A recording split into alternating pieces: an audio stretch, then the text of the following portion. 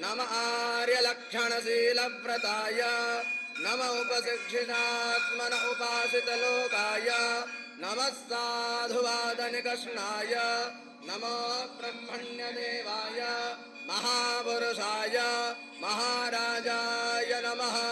श्रीमद्भगवच्चरणचञ्चरीका मुमुक्षुरुपासकाभिमतानुरूप गुणविभवैश्वर्यशीलाद्यनवधिक अतिशय असंख्य कल्याण गुणगणम् अप्रमेय कृपारत्नाकरम् भगवन्तं श्रीरामचन्द्रं शरणमहं प्रपद्ये।